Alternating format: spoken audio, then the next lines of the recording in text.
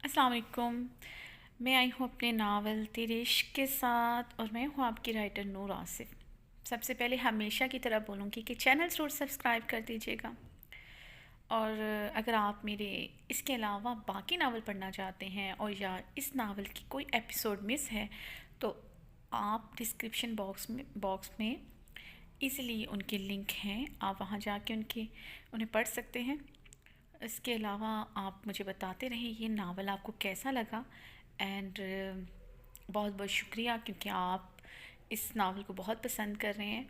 मुझे बाकी दो नावल से ज़्यादा रिस्पांस मिल रहा है इस नावल पे, उन पे भी बहुत ज़्यादा अच्छा रिस्पांस मिला था अल्हम्दुलिल्लाह।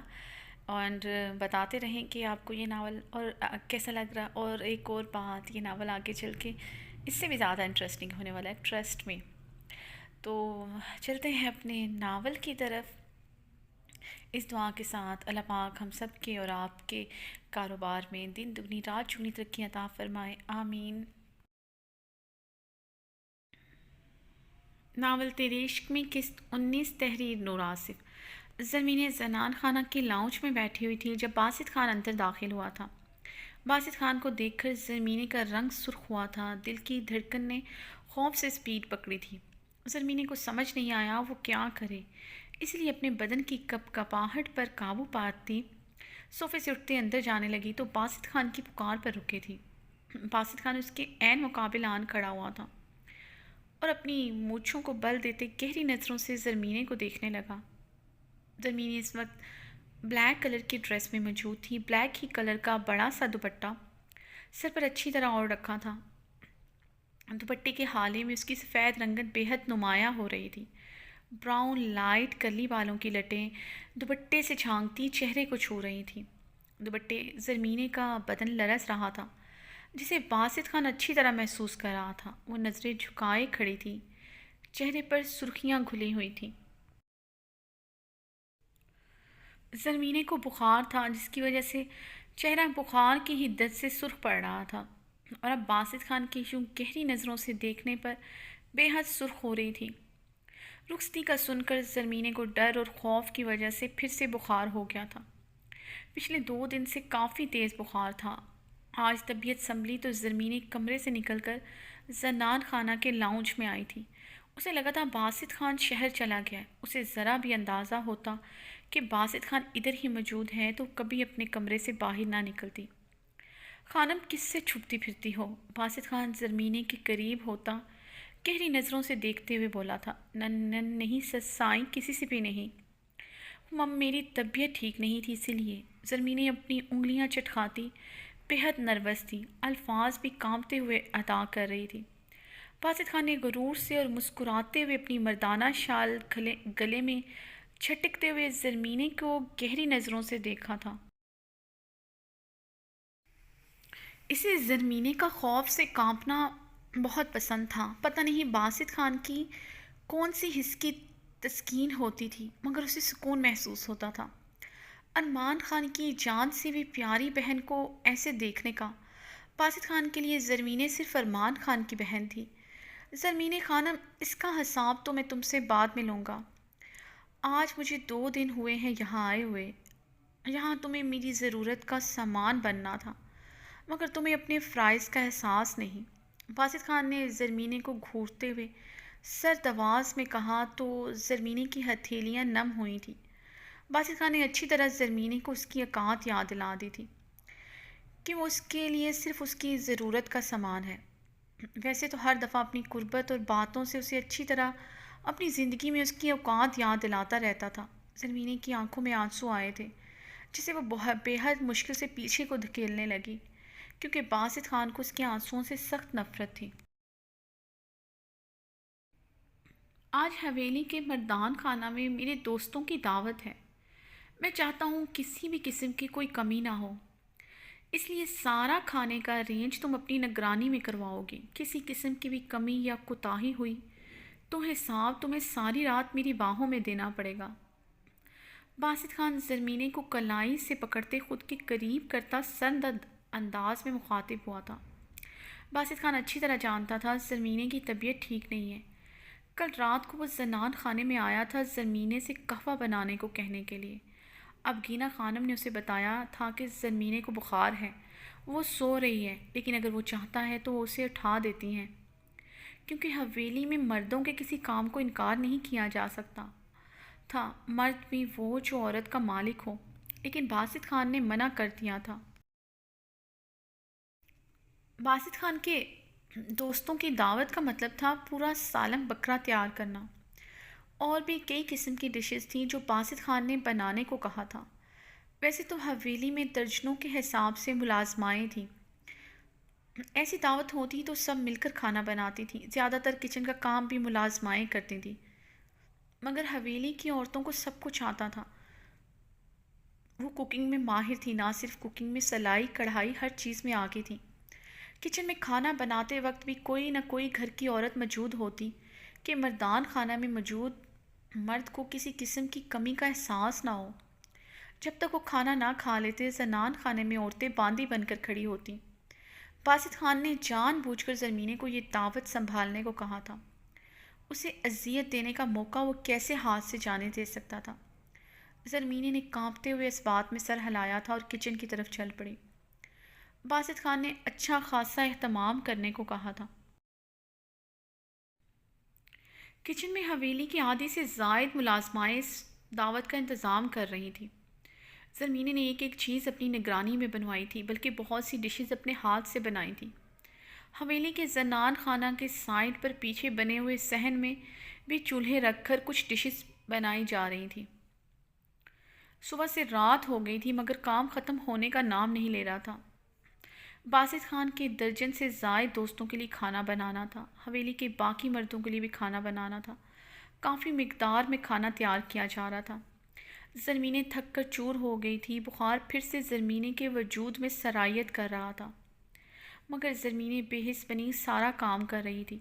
اب گینا خانم نے اسے تھوڑی دیر آرام کرنے کو کہا مگر وہ نہیں مانی تھی۔ باسط خان کا حکم تھا، وہ کیسے آرام کرتی؟ اب گینا خانم بھی اچھے سے جانتی تھی کہ باسط خان نے اسے دعوت کے انتظام کرنے کو کہا ہے، اس لیے انہوں نے زیادہ اصرار نہیں کیا تھا۔ اس وقت زرمینے کی طبیعت سے کہیں زیادہ باسط خان کا حکم اہمیت رکھتا تھا، اسی لیے وہ سرد آب بھرتی خاموشی سے اپنے آنسو اندر اتارتی اپنے کمرے میں چلی گئی تھی۔ جب تک باسط خان کے دوستوں نے کھانا نہیں کھا لیا تھا زرمینے کچن میں ہی موجود رہی تھی۔ جب سب کچھ ہو گیا تو زرمینے اپنے نکاحت بھرا وجود لیے کمرے میں جانے ہی لگی تھی جب غنچہ باسط خان کا پیغام لے کر آئی تھی کہ باسط خان نے زرمینے سے سب کے لیے قہوہ بنانے کو کہا ہے۔ زرمینے گہری سانس خارج کرتی اپنے نکاحت زدہ وجود کو گھسیٹتے قہوہ بنانے کی تیاری کرنے لگی۔ زرمینے نے قہوہ بنا کر اسے پیالیوں میں ڈال کر غنچہ کے ہاتھ مردان خانے میں بھجوایا تھا۔ تھوڑی دیر دیوار کے ساتھ ٹیک لگا کر اپنے کانپتے اور کمزور وجود کو سنبھالنا دیا تھا، مگر کمزوری کے احساس سے شدید چکر آ رہے تھے۔ صبح سے کچھ کھایا ہی نہیں تھا۔ باسط خان کا ڈر اور خوف ہی اتنا تھا کہ دعوت میں کوئی کمی کوتاہی نہ رہ جائے، اس لیے صرف کھانا بنانے میں لگی رہی۔ اس سے پہلے زرمینے چکر کھا کر گرتی، باسط خان نے اسے تھاما تھا اور اسے اپنے مضبوط حصار میں لیا۔ کیا ہوا خانم؟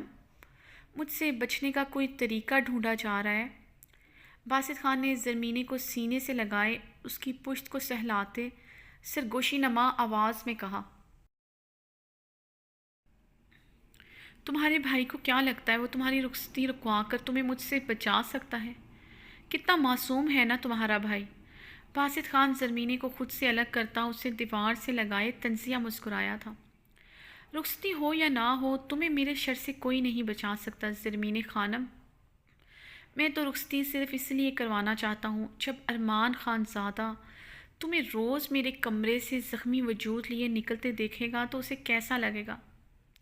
یقیناً مرنے والا ہو جائے گا، اپنی بے بسی پر پھڑ پھڑا کر رہ جائے گا، مگر افسوس کچھ نہ کر سکے گا سوائے تمہیں تسلی دینے کے۔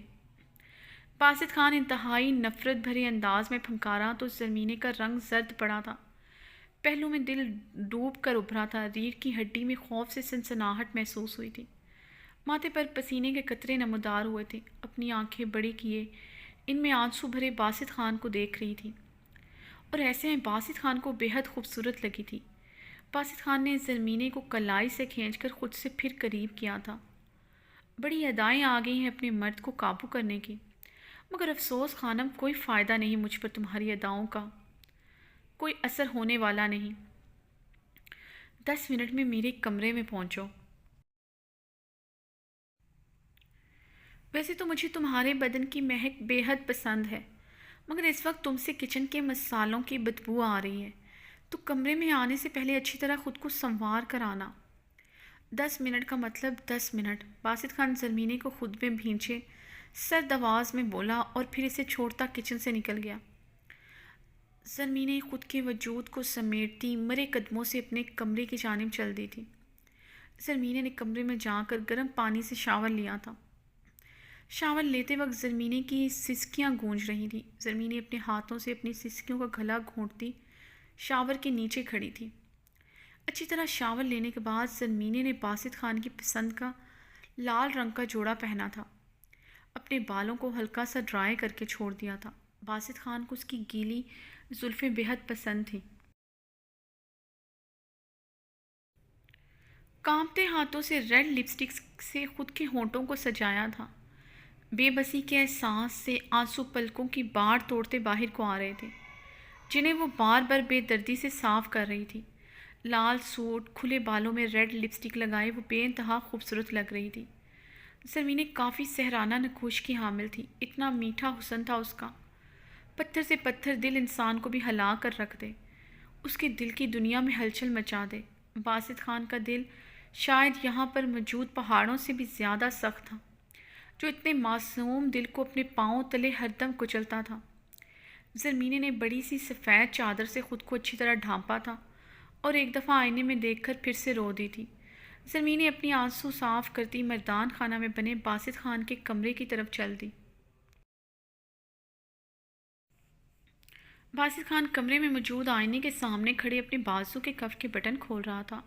جب کمرے کا دروازہ کلک کی آواز سے کھلا تو باسط خان کے مونچھوں تلے انابی لب گہرے مسکرائے تھے۔ زرمینے دروازہ کھول کر اندر داخل ہوئی اور کانپتے ہاتھوں سے دروازہ لاک کرتی باسط خان کی طرف بڑھی۔ باسط خان گہری نظروں سے زرمینے کو دیکھ رہا تھا، جو بڑی سی چادر میں لپٹی آہستہ آہستہ قدم بڑھاتی باسط خان کی طرف بڑھ رہی تھی۔ باسط خان کے قریب آ کر وہ نظریں جھکا کر کھڑی ہو گئی۔ باسط خان نے اسے چادر اتارنے کو کہا۔ زرمینے نے خاموشی سے چادر اتار کر ایک سائڈ پر رکھ دی۔ اب زرمینے کھلے گیلے بالوں میں بنا کوئی دوپٹہ لیے سرخ لباس میں ہونٹوں پر لال لپسٹک سجائے کھڑی تھی۔ باسط خان کچھ پل کے لیے اس کا حسن دیکھ کر مبہوت رہ گیا تھا۔ زرمینے نظریں جھکائے ہلکا ہلکا کانپ رہی تھی۔ یہ کانپنا خوف سے نہیں، کمزوری اور نکاہت کے باعث تھا۔ باسط خان نے محسوس کیا اس کے چہرے پر اب سرخی کے بجائے زردیاں گھلی ہوئی ہیں۔ باسط خان بےتابی سے آگے بڑھتا اسے اپنی باہوں میں قید کر گیا تھا۔ باسط خان کو زرمینے کا بدن بے حد ٹھنڈا لگا تھا۔ باسط خان ہر چیز اگنور کرتا شفاق بنا زرمینے کے لپسٹک سے سجے ہونٹوں کو خود کی سانسوں میں بہت ظالمانہ طریقے سے جکڑ لیا تھا۔ زرمینے میں آج تو بالکل بھی سکت نہ تھی کہ وہ مزاحمت کرتی۔ اس نے خود کو باسط خان کے رحم و کرم پر چھوڑ دیا تھا۔ باسط خان قطرہ قطرہ اس کی سانسوں کو خود کے اندر انڈھیل رہا تھا۔ باسط خان بالکل مدہوش ہو چکا تھا۔ زرمینے کے پاس آ کر باسط خان یوں ہی مدہوش ہو جاتا تھا۔ تھوڑی ہی دیر میں زرمینے کا بدن بالکل بے جان اور ڈھیلا ہو چکا تھا، جسے محسوس کرتے باسط خان نے اسے چھوڑا تو وہ باسط خان کی باہوں میں جھول گئی۔ زرمینے باسط خان نے اسے باہوں میں لیے اس کے گال تھپ تھپاتے ہوئے بے حد پریشانی کے عالم میں پکارا۔ باسط خان اسے باہوں میں اٹھائے بیڈ پر لٹایا تھا۔ زرمینے بے ہوش اور بے حس و حرکت پڑی تھی۔ باسط خان کافی دیر تک لب بھینچے زرمینے کو دیکھتا رہا۔ وہ اپنا خوبصورت سورج کی کرنوں جیسا وجود لیے اس کے سامنے بے ہوش پڑی تھی۔ باسط خان ہکٹک اسے دیکھ رہا تھا۔ باسط خان نے پیار سے اپنی انگلیاں اس کے چہرے پر پھیری۔ تم بے حد خوبصورت ہو خانم، شاید تم میرے دل میں جگہ بنا لیتی، مگر تمہیں دیکھ کر صرف میرے اندر نفرت کا احساس جاگتا ہے۔ تمہارے بھائی نے مجھ سے آج تک سب کچھ چھینا، مگر نینا شاہ کو نہیں چھیننا چاہیے تھا۔ بے حد پسند کرتا تھا میں اسے۔ میری محبت ہے وہ جسے ارمان خان نے مجھ سے چھین لیا۔ تم جتنی بھی خوبصورت اور معصوم ہو مگر نینا جتنی خوبصورت نہیں ہو سکتی۔ بہت نمکین حسن ہے نینا کا۔ نینا کی ادائیں، بھولا پن، خود سے لاپرواہی، کانفیڈنٹ بولڈنس اسے سب سے منفرد بناتی ہے۔ باسط خان زرمینے کو دیکھتے ہوئے نینا کے بارے میں سوچ رہا تھا۔ یہ سچ تھا، نینا بے حد خوبصورت تھی۔ حویلی میں موجود تمام عورتوں سے زیادہ نینا خوبصورت تھی، مگر زرمینے بھی کم نہ تھی۔ اگر نینا میں سادگی اور بھولا پن تھا، زرمینے میں معصومیت تھی۔ اس کا معصوم سا دل تھا، مگر باسط خان اپنی نفرت میں زرمینے کے معصوم دل کے ہر بار ٹکڑے کر دیتا تھا۔